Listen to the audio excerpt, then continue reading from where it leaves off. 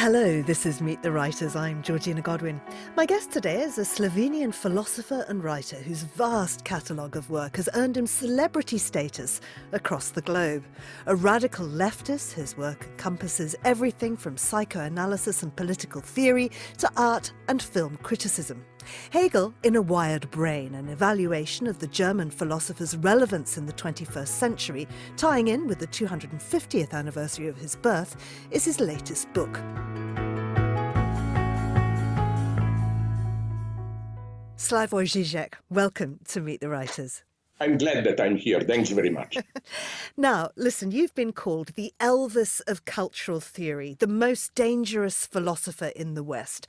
And I'm keen to know how you go from your birth in Ljubljana through film studies and writing copy for Abercrombie & Fitch to this revered status in the philosophical and academic world. So let's start then in the former Yugoslavia. Tell us about your home life and the influences there on you as a child.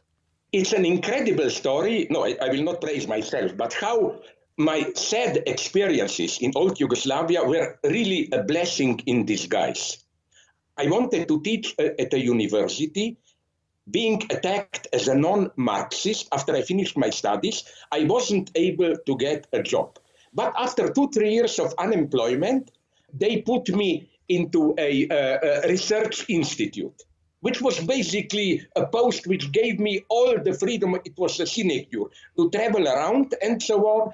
So the result of communist oppression was all the freedom that I needed. I started to travel to the West, connections first in France, then in the UK, in the United States. Also another thing, Yugoslavia was communist, but kind of a liberal communism. We were totally open towards the West. And also, the big thing in my life was that early 70s, late 60s, 1960s, when I was in my studies, the scene was dominated in my Republic of Slovenia by, on the one hand, Heideggerians, phenomenologists, on the other hand, Frankfurt School Marxists. Then there was the French way of Althusser, Lacan, so-called structuralism, and we, the younger generation, immediately found our way there.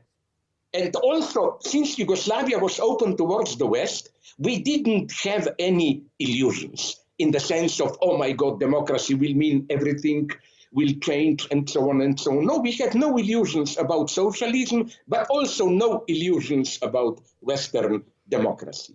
We were in an ideal position, I claim. So it's not me, it's also a whole group of people. I was just the lucky one.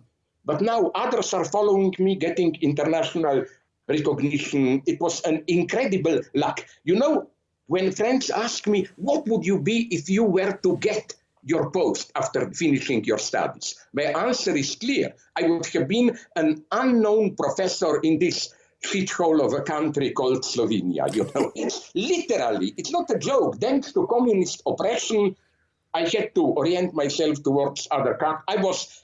I must admit this, incredibly lucky. Tell me about your movie-making stint. I hate it. It's not a joke. People think it's some kind of my postmodern joke and so on. But you know, many of my tics, nervous gestures, and so on and so on.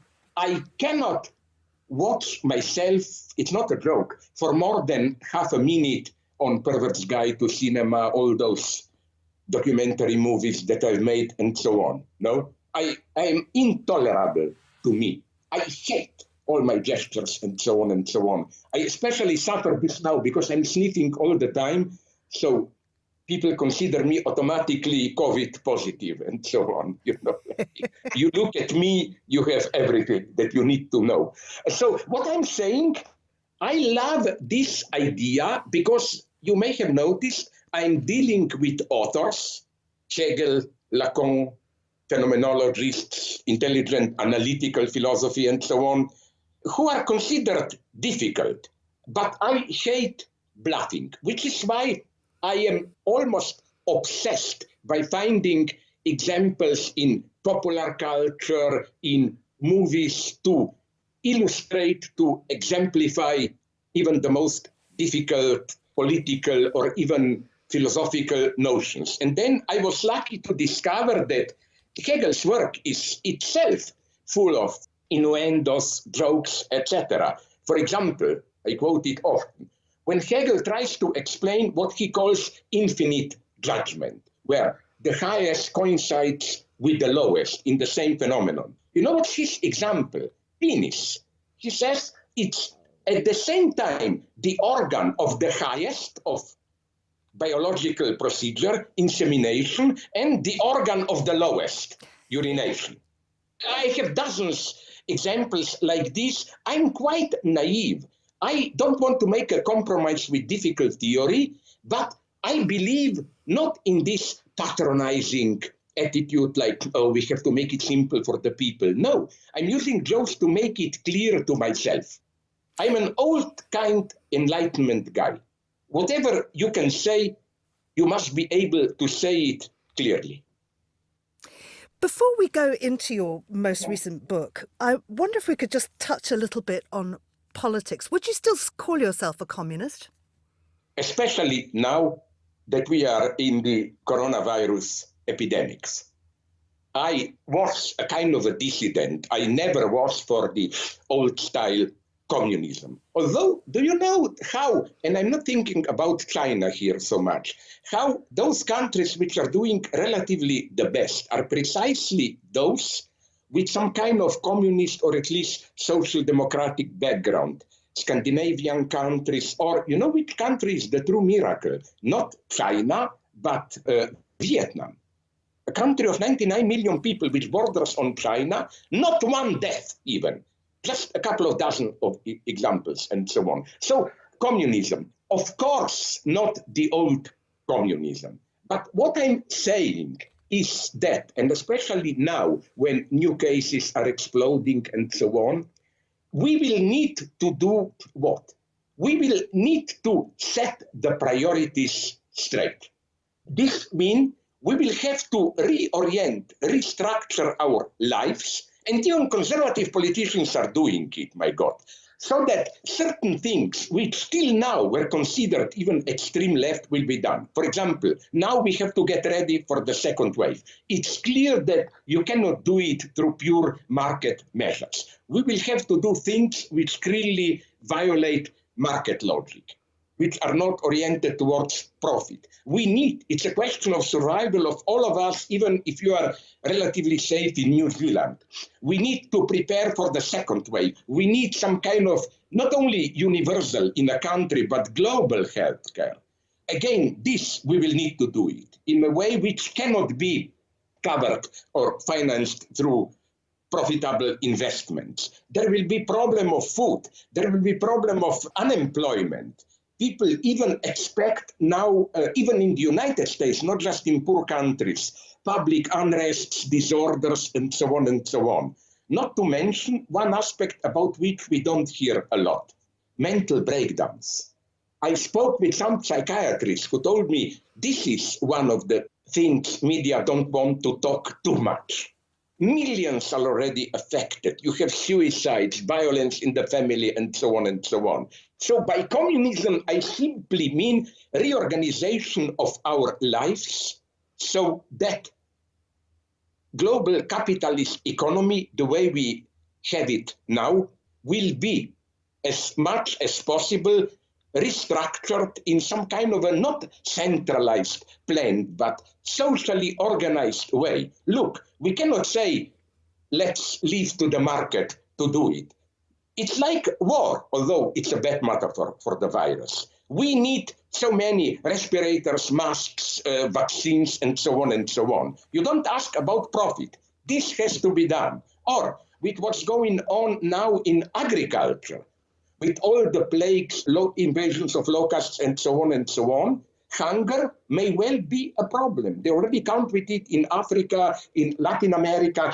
And again, we cannot say, let's leave it to the market. These things have to be organized socially, not in the old communist way, but somehow it's a question of survival. And yet you supported the arch-capitalist Donald Trump in 2016. Why was that? Let's be very careful. Now, of course, I no longer support him because I didn't count with coronavirus, no? My logic was very cynical one. And in some sense, I was right. First, let's be clear. You can check it up in my books. I had no illusions about Trump. I said Trump is like, I use this very vulgar metaphor. Trump is like, imagine a scene, a reception, nice people in a room, and then somebody sits down there, kneels down, and starts to defecate in that room. Now, Trump introduced obscenity into public speech. My idea was this one. First, he introduced a rupture into establishment. He broke the existing hegemony, ideological functioning of the American political space, and in this sense, he opened up already, and also for a new field on the left. My slogan is no Bernie Sanders without Trump. So my hope, without coronavirus, as a reaction to Trump and the weakening of Republican establishment and so on, something new will emerge on the left. But now I admit it, with coronavirus, everything changed because now we are in a global emergency state. And now, with great pain in my heart, I said publicly, nonetheless, Joe Biden, although he is weak and so on, better than Trump, because now the danger is not just socio-economic, but physical, literally. It was just a very cynical calculus. We need a madman in power to mobilize the left. And it did work till Corona. Bernie Sanders, Alessandria Ocasio-Cortez, and so on and so on. Something incredible happened in the United States. Socialism became one of the main orientations acceptable in public space. What about the leadership in Europe? You've been critical of Emmanuel Macron, talking about his neoliberalism, how it would just give right to the neo-fascism that is Le Pen anyway. First, I made it clear, again, I could quote you, I will not bore you now, that said that Macron is the best within the existing political space, established positions. He is not simply bad. He is the best of what the existing order in Europe can offer. So, certainly, if you only have this choice, Marine Le Pen versus Macron, I am, of course, for Macron. I just think that in the long term, Macron stands for the order which is giving birth to phenomena like Marine Le Pen. Because we had, they still are there, not so visible now, yellow vests in France. Unfortunately, only Marine Le Pen openly supported them. So my thesis is simply this one. Yes, I'm fanatically against new populist right, but they are a reaction to some, if I may apply this old Freudian term, discontent in civilization, discontent in today's global capitalist order. A break will be needed. And this break is now more perceived as a necessity with the epidemics. Because you know what's my problem? We have to abandon this approach, which even now still persists. Yeah, it's a long way, but at some point things will return to normal. I think, unfortunately, they will not. There will be other epidemics, there will be global warming, catastrophes are happening all the time. I don't think we will ever return to the old normal. Something new will have to be invented. And I'm just saying Macron is not radical enough to do.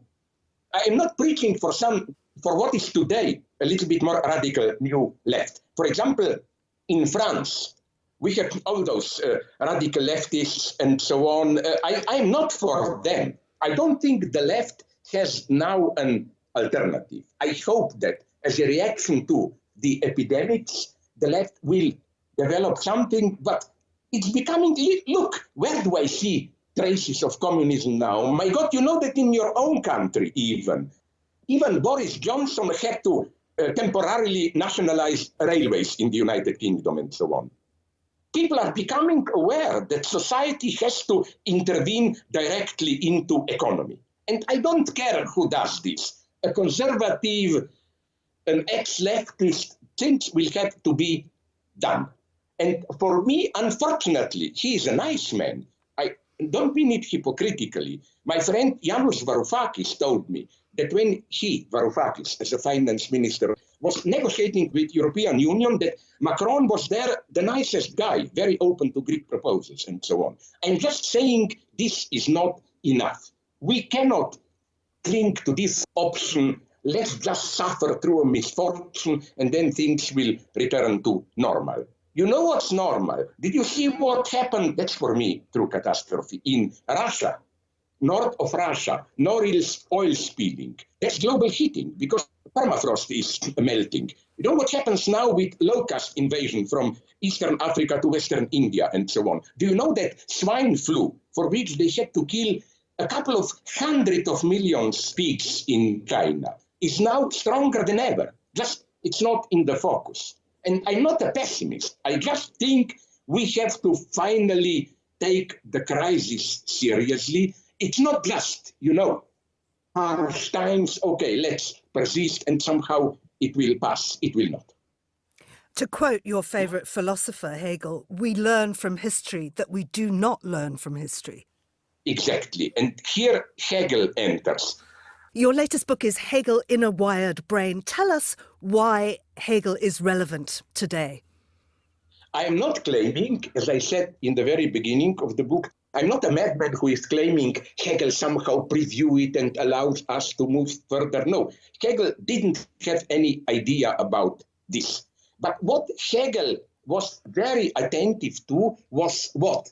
In a critical step against another very high quality Hegel reader, Robert Brandom, who just published a big study on Hegel's phenomenology called The Spirit of Trust.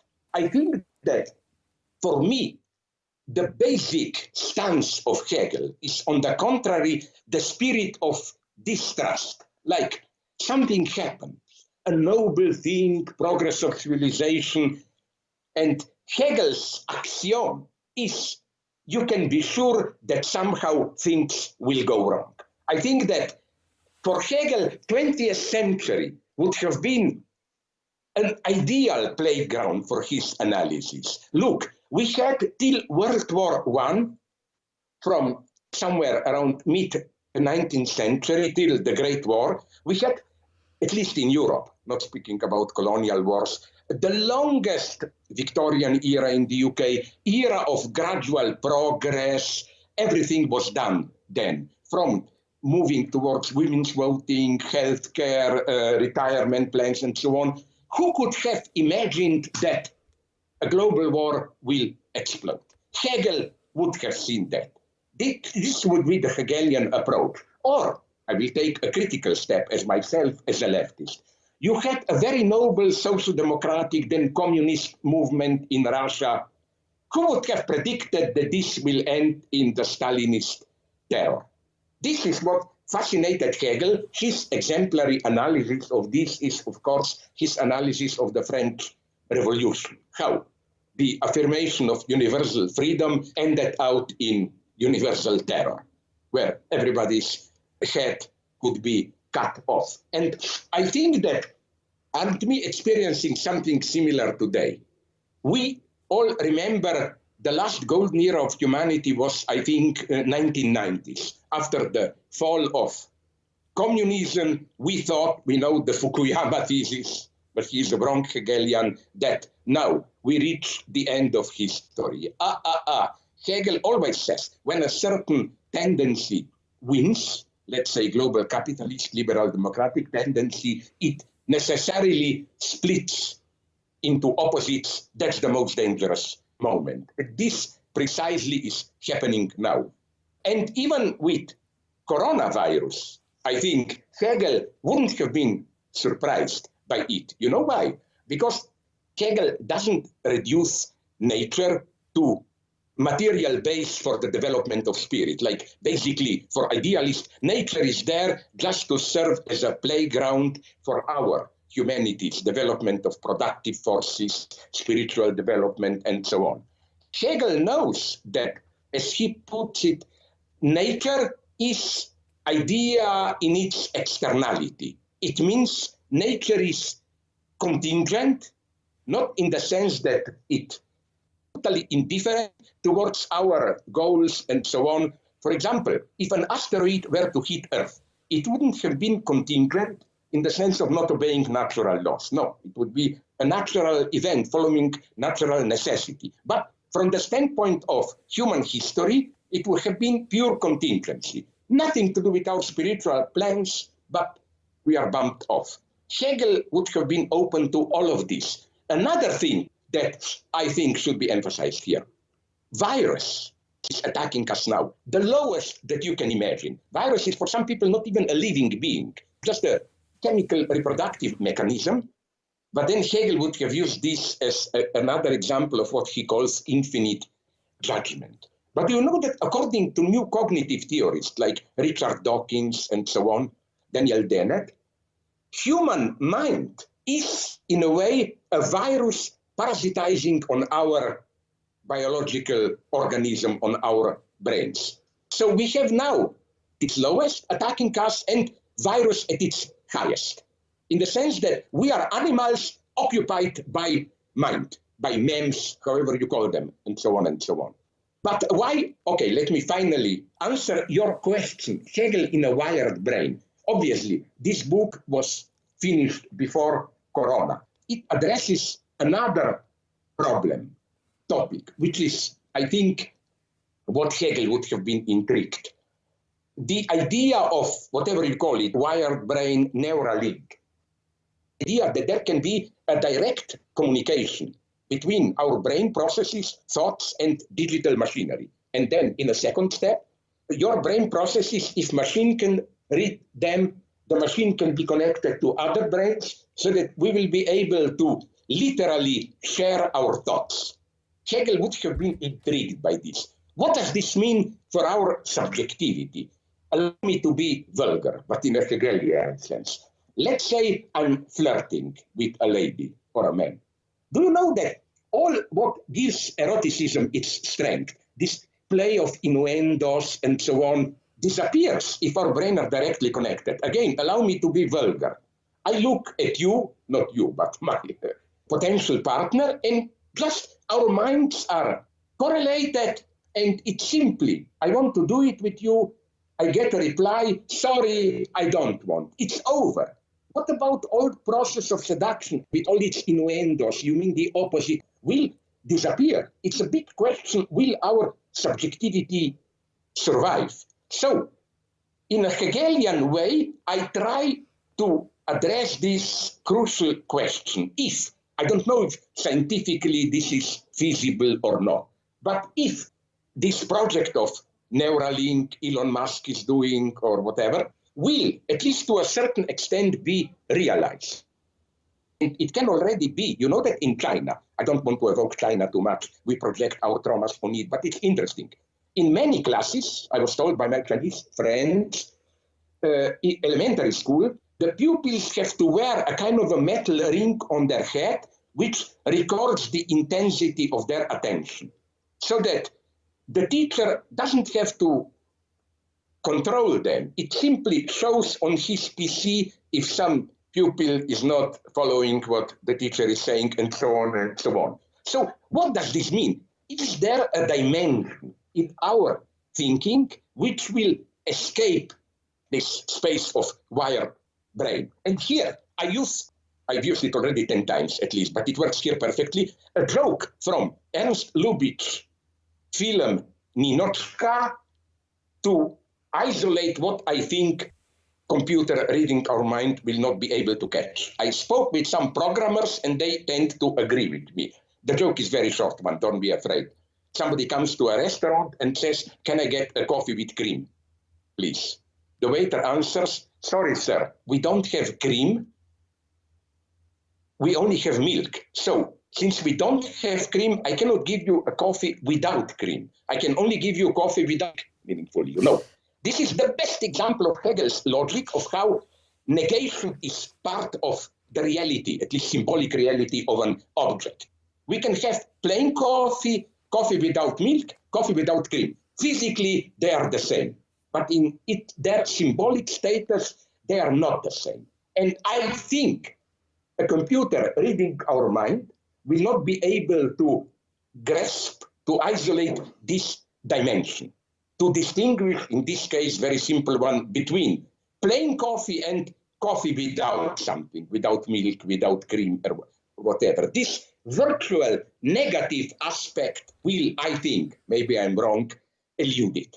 Of course, I also address then in my book or this other more complex topic on how what it means for social control. Will we be totally socially controlled, or will it be possible to not simply to hide something, but that there simply will be a dimension which will escape the digital machinery? And I think, paradoxically, that it is not our conceptual thinking, but it's precisely the Freudian unconscious which will escape it. Because my notion of Freudian unconscious is not that of some reservoir of irrational impulse, but that unconscious is purely virtual.